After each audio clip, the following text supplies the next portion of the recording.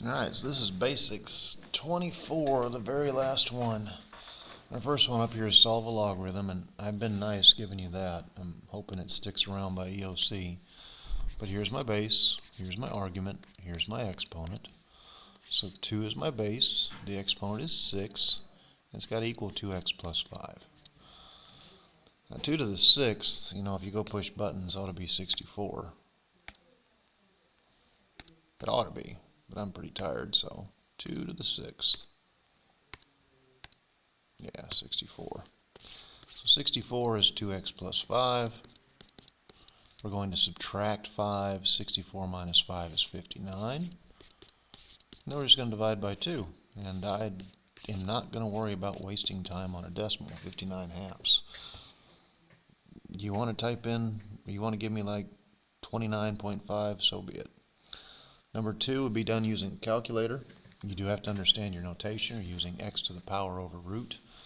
We're going to think about everything inside of this radical as having a power of 1 because it's itself. So there's the power. The root is 7. I don't know why this is doing that. It's like let's rewrite that. Probably because I'm in a hurry. It was 7x squared plus 4. The understood power is 1. The root is 7. And y2 is x squared minus 6. And we're going to graph it because we can. Cool, I've already got it in there. Zoom 6. You wait a minute while it does its thing.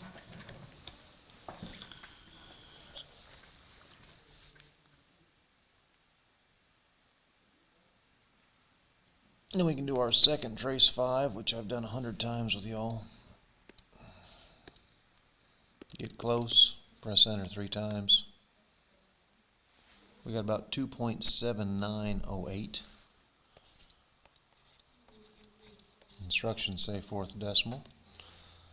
And on the other side, we should have the same thing. And that was negative, wasn't it?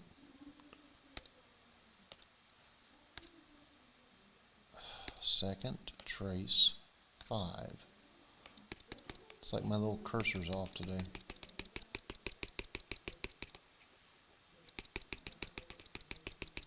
Here we go. Enter, enter, enter. Yeah, it's the positive answer. And I had forgotten the negative sign there, but there is symmetry on this example. Do not think that everything has symmetry. It's just this particular example. Just trying to get you guys to learn your notation. It is known that f of 4 is 0, f of negative 1 is 0, and f of 3/4 is 0. What are 3 factors? We change sign as we go from what this says, x equals 4, to the factored form, x minus 4. That's all it is. It's changing signs. Like, I don't understand why this is such a big deal. Now, the last one is not a very good-looking factor. So what we do is we clear that fraction, multiply both pieces of the interior by a 4, and we get something that looks a lot prettier, 4x minus 3. So that's how that's done. It just looks prettier. So that's what we do. Alright, on this one we're going to divide the 6 out first. We'll have the natural log, which has an understood base of e. Her argument is 5x plus 8, and she'll equal 5, because we have to isolate the logarithm first. We have base, answer, exponent. The base is e. She's raised to the 5th power, and she equals 5x plus 8. Do not worry about what e to the 5th is. Just take away 8. E to the 5th, take away 8, is 5x. And then divide out your 5. E to the 5th minus 8 over 5 is my x value. And there you go. Done. Here we have 2 functions. Function 1 is this table. Function 2 is this one. Determine which function has the greatest average rate of change over the interval from 1 to 3. So average rate of change has always been f of b minus f of a, sitting pretty over b minus a. And here's a and here's b. And I'm going to work with function 1 first.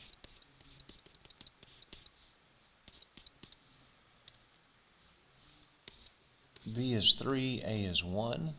f of 3 is 26, and f of 1 is 10, so 26 minus 10, and I get 16 over 2, which is 8. Alright, now I'm going to work with function 2. I'm going to have to actually plug some things in. Like I have to find f of b by plugging in a 3. So 3 squared is 9, twice that's 18, take away 3 I get 15. And I have to find f of a by plugging in a 1. 2 times 1 squared minus 3. And this is going to give me negative 1. Looks like it to me. I'm going to do the same thing up here. I'm going to have 15 minus a negative 1. And it's going to be sitting pretty over 3 minus 1. And oddly enough, I'm going to get the same thing. Oh well, this happens. On a multiple choice test, I guess maybe I need to change this to compare the average rate of change, but neither function has the greatest average rate of change. They both have the same.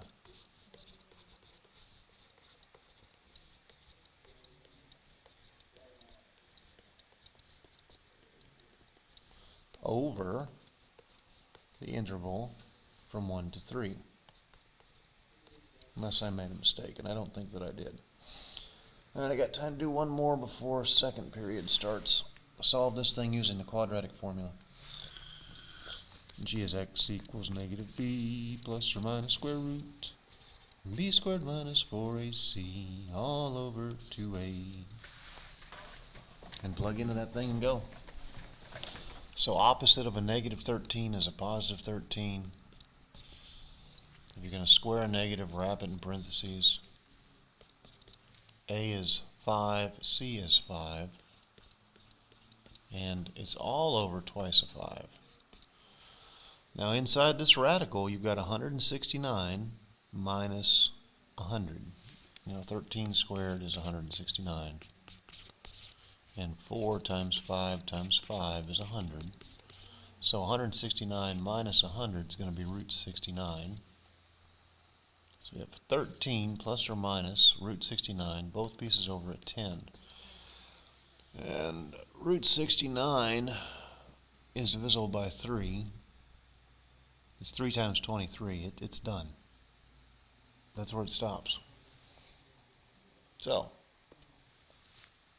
I don't have enough time to do this one, so this is where I'll stop today's video at, or at least this part of the video, and I'll do it during my planning period.